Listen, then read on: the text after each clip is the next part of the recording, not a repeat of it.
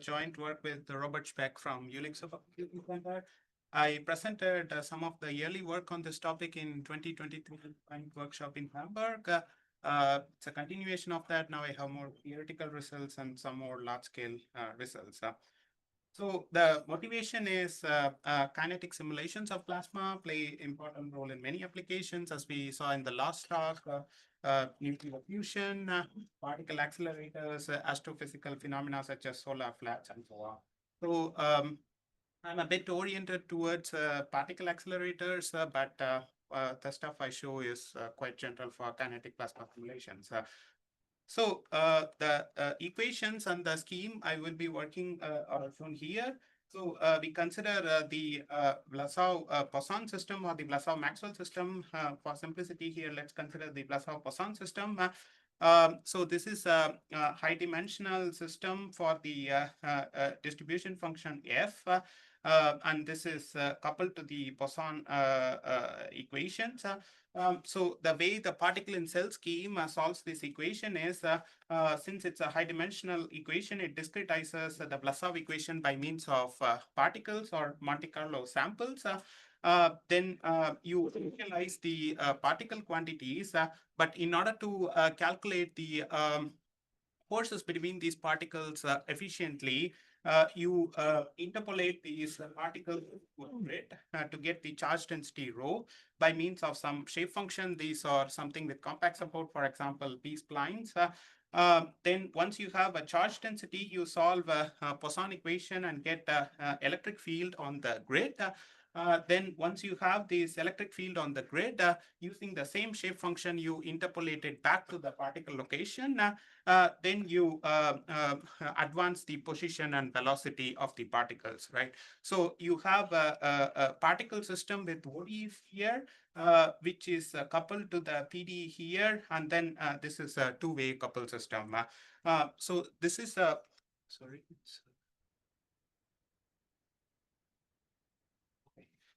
So the particle in cell is a commonly used method for kinetic plasma simulation. It's simple and highly parallelizable, and it's also computationally efficient compared to pure particle methods or, for example, finite element like methods for the system because of its high dimensional nature.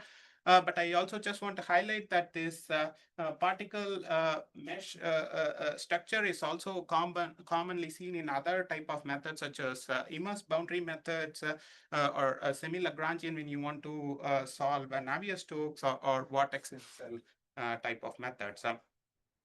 So, but particle in cell has certain issues because we use a grid to compute the forces.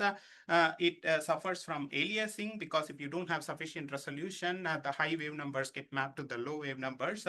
And this leads to a problem in kinetic plasma, which is called grid heating, and leads to loss of energy conservation. There are some efforts to construct energy conserving PIC schemes, short for particle in cell.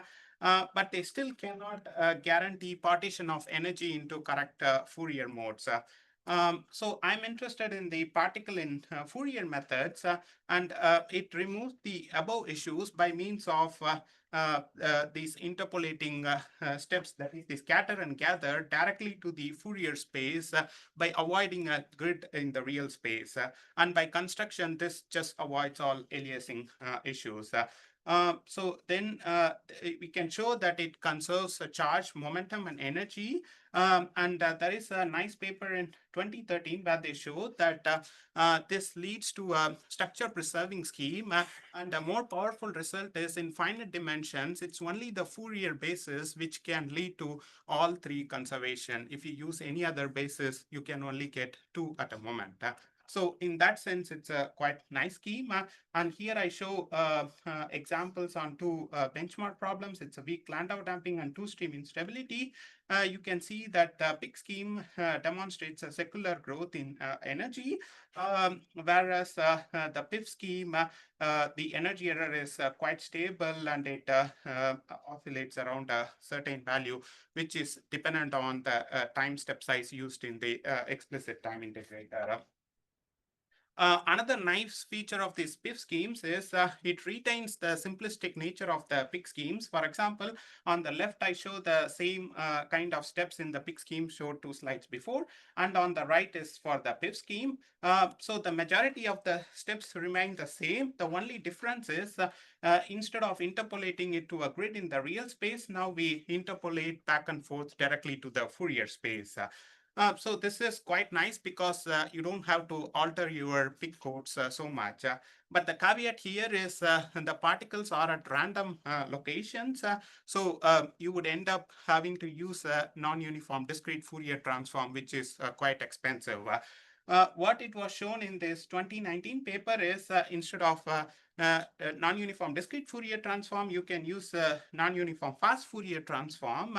But unlike the uniform FFT, it's an approximate algorithm. So you can use NU FFT with the prescribed tolerance, and you can still preserve most of the nice features of the PIF schema.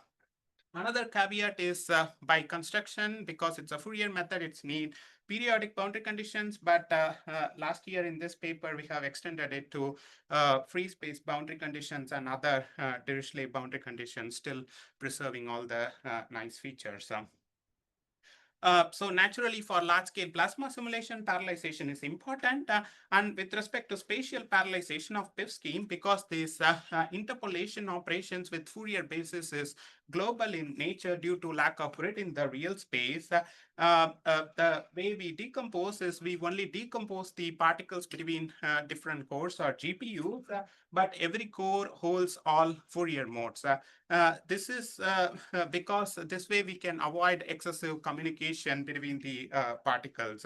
This is quite contrary to the domain decomposition, well, in the context of just dividing domain between MPI ranks, and not the iterative method. So in PIC schemes where both the grid as well as the particles are divided.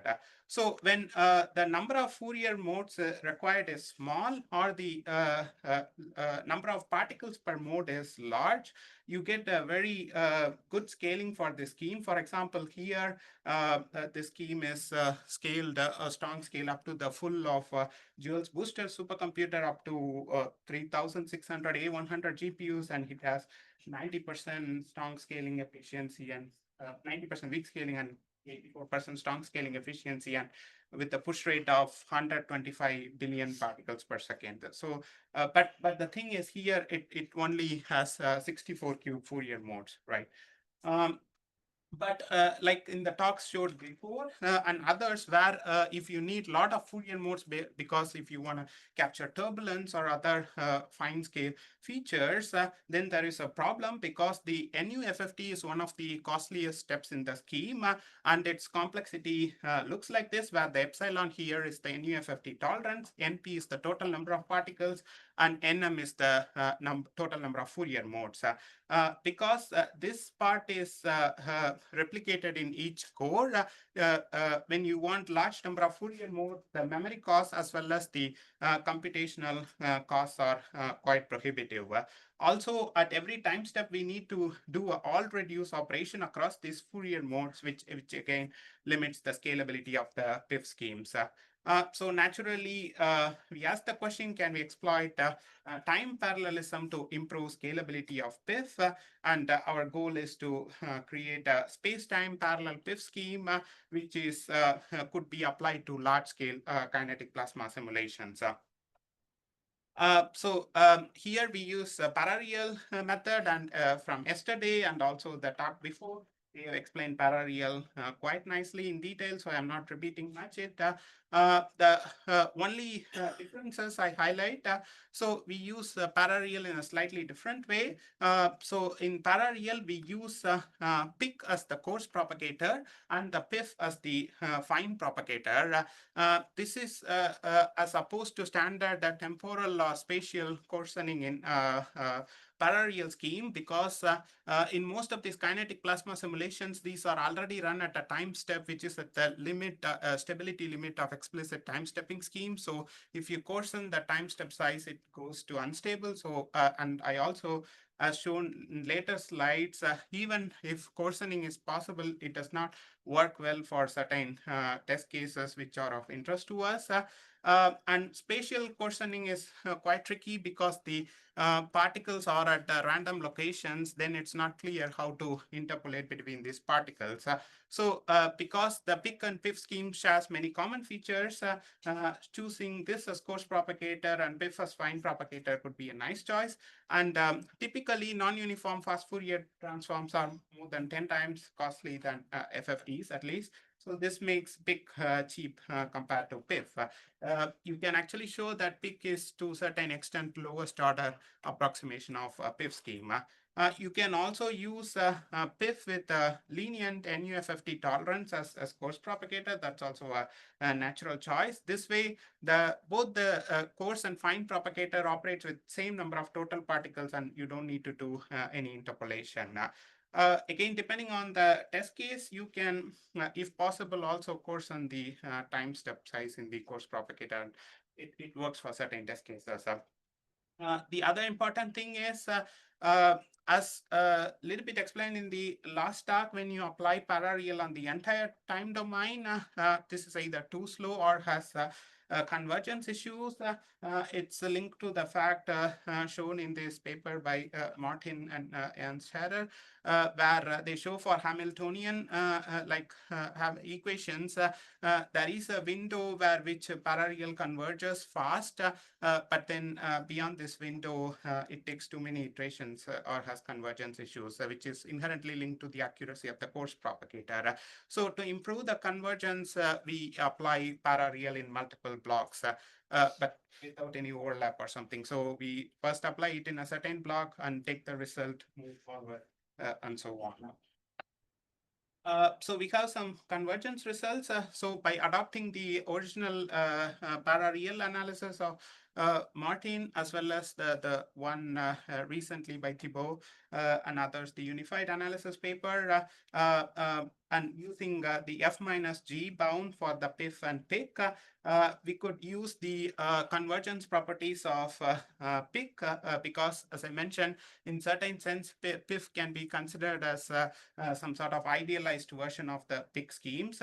So we could prove this convergence bound. So here, this just shows that if the mesh size in PIC or the particles per cell increase, that is, the resolution increases, then the parareal convergence gets better because there is a grid-based error and then there is a noise component in the PIC scheme. And also, naturally, it depends on the coarse time step size and the order of the time integrator.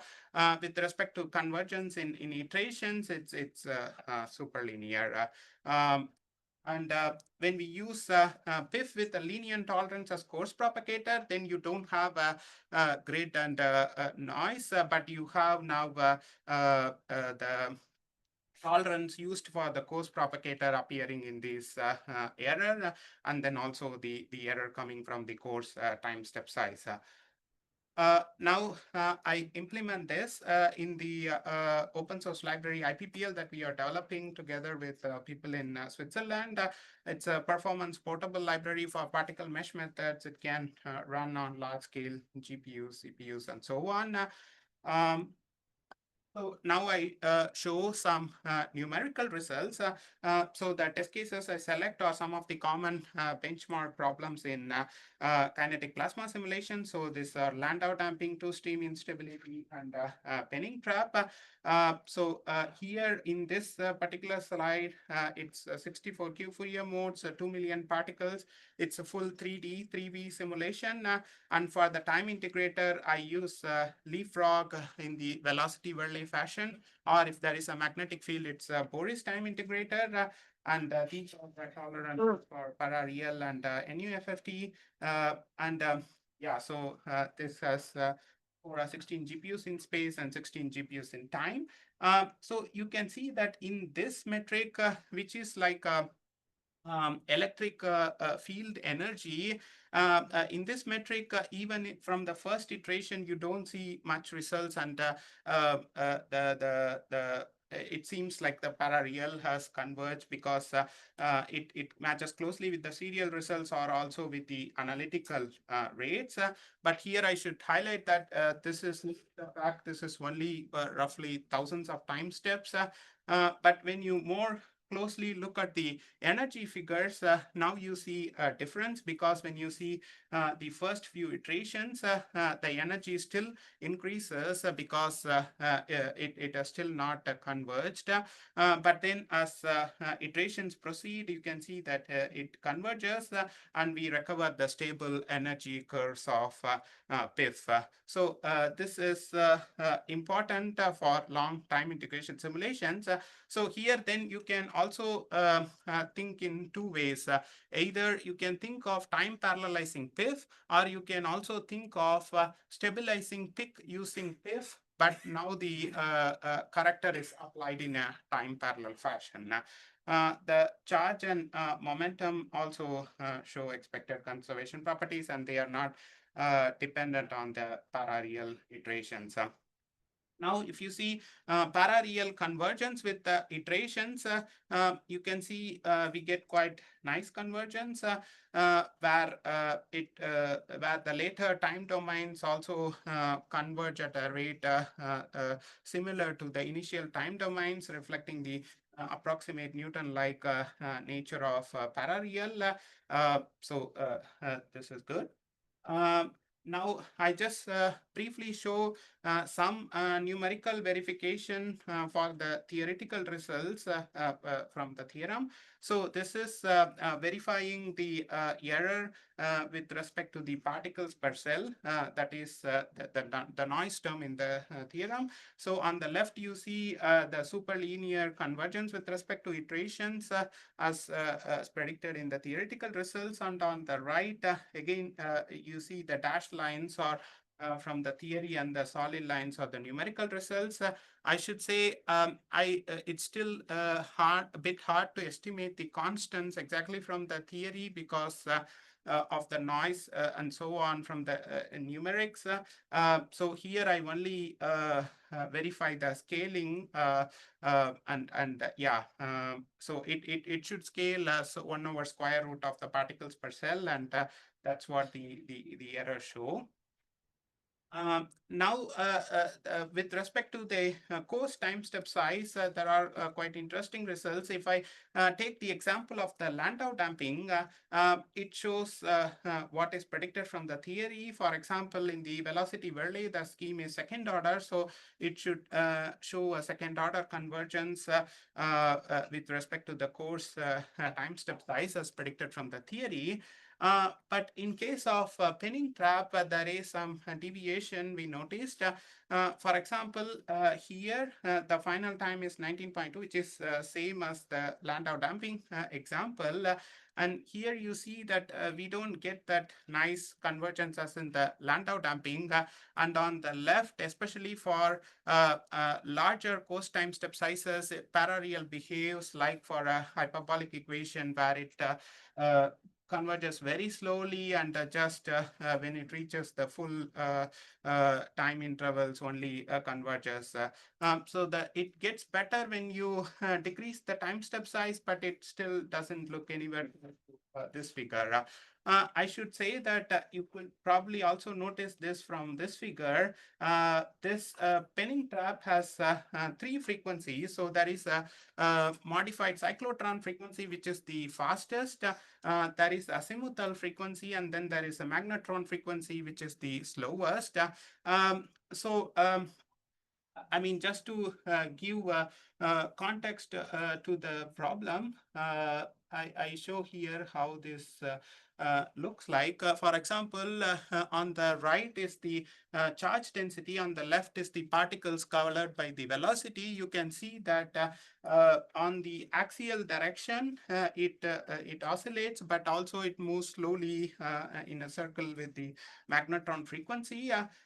So the particles are on the left are colored by the velocity, And yeah, so this is an important test case because the dynamics resemble very close to the particle accelerator simulation which we want to target. And here these outer particles, which are the halo particles with high velocity, are important because these could hit the particle accelerators and could make it radioactive. So the accelerators physicists are really keen on detecting them.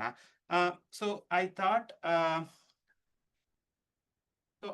maybe because the time period corresponding to the fastest frequency here is 1.29 or something, because I thought because of these oscillations, since the constant in front of the time error term in the theorem could be high, that's why it's showing this behavior. So I now reduce the final time. So within the fastest time period, now the convergence is much better, but still I only see first order and not the second order as I thought I would see. So this is still not yet clear to me. So I would need to look into it. Now some large scaling results. These are first on NVIDIA A100s in the Jewels Booster supercomputer at Jülich Supercomputing Center and the Perlmutter at Maersk. I should say that these figures are not run with the same parallel tolerance and NUFFT, so they cannot be compared one-to-one because these were run at different points in time. But this just to show that this can work in large scale. So for example, here on the left, we see 4 to 6 times speed up depending upon the mini-apps and setup compared to spatial parallelization alone on 128 cube modes and 21 billion particles. And on the right, this is 1.3 billion particles and 256 cube modes scaling to the all of the Perlmutter machine. So on the left, we achieved a maximum particle push rate because this is a quantity people in kinetic plasma simulation are interested in. This is 1 billion. And on the right, in 6,000 A100 GPUs, it's 17 billion. Now, more recent results, a few months before, I ran on the NVIDIA Grace Hopper chips at Alps supercomputer in Switzerland, CSES. So because of the improvement in hardware, and there were also recent improvements in the NUFFT library from Flatiron Institute I was using. So overall, in terms of the particle push rate, there was an improvement. So now the push rate is around 23 billion at 2,000 Grace Hoppers. But now I need to work a bit more on the optimization on the parallel in time, because you see it's only slightly faster here, and then as I show in the next slide, I have certain limitations coming from this multi-block approach of parallel. But on the right, I also would like to show, just like Rio showed on Monday, so we could also use a single precision as coarse propagator, and that brings some additional speed up. So the current challenges are the multi-block parallel suffers from high communication and coarse propagator costs because of the things required for the initialization between blocks, because within parallel iterations, this can be pipelined, but the initialization still happens serially. So one strategy could be, can we improve this with multi-level strategies such as MGRID, where we use PIF of increasingly coarser tolerance in the levels, and in the very coarse level, we use PIC. So this is something ongoing work with Jacob Schroeder. And finally, this explanation for order reduction in penning trap with respect to coarse time step sizes is also something of interest to look at. So in terms of conclusion, so parallel with PIF as fine propagator and PIC or PIF as with linear tolerance as coarse propagator converges. The convergence is proved theoretically and verified numerically with some large-scale results on some of these top supercomputers. So this shows promise of space-time parallel PIF for large-scale kinetic plasma simulations. In terms of ongoing and future work, as I mentioned in the earlier slide, investigate other point methods such as MGRID and FAST. For FAST, it needs a bit more work because first STC needs to be coupled with PIF, but that would be very interesting because it's spectral in time, and this is a spectral particle method in space. So together it can give a really high accurate scheme. And apply this to more realistic application where really high accuracy and conservation are important. And so this could be very interesting. And finally, as I mentioned, this particle mesh structure is also common in other kind of domains such as immerse boundary methods and so on. And there is even a immerse boundary analog of this, which is recently published from Charles Peskin in Courant.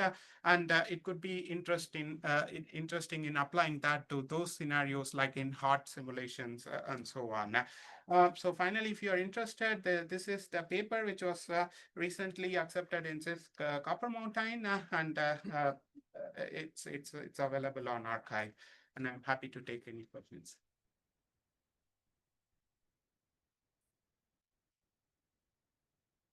Great, thank you very much.